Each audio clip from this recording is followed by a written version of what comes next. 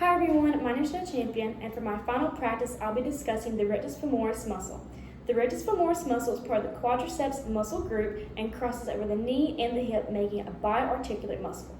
At the hip, or the acetabular-femoral joint, this muscle aids in hip flexion, and at the knee, the tibular-femoral joint, this muscle helps in knee extension.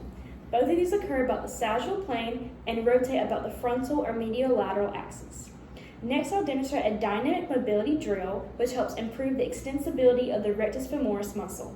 This occurs in a standing unilateral drill targeting the left leg. I grab my ankle and pull it to my glute muscle, and what this does is it creates hip extension and knee flexion, which are opposite of the primary actions of the rectus femoris. So, this emphasizes eccentric lengthening of the rectus femoris with assistance from the concentric actions of the hamstrings, the antagonist. Posture and gravity are key, and standing helps maintain a neutral pelvis while gravity encourages hip extension. Breathing during the stretch also helps minimize muscle tensions and encourages the said principle. Next, I will demonstrate an open chain exercise, which is a seated leg extension, which targets the rectus femoris.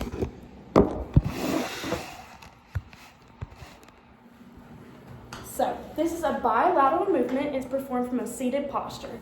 As I extend my knees against resistance, this occurs at the tibular-femoral joint about the sagittal plane about the frontal axis. In the concentric phase, which is when I extend my knees, my legs lift against gravity, and the eccentric phase, when I descend my knees, they return to flexion. And in this exercise, the rectus femoris acts as an agonist. Next exercise, I'll demonstrate a closed chain exercise, which is a split squats, which targets the rectus femoris.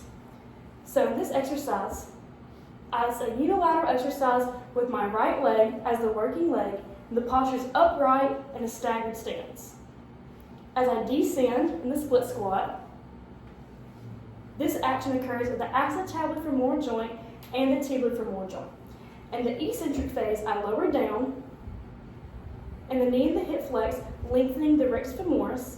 In the concentric phase, I push back, up, into hip flexion and knee extension, contracting the rectus femoris. Because the foot remains on the ground, this is an open change movement with the proximal segments mobile. Thank you for watching.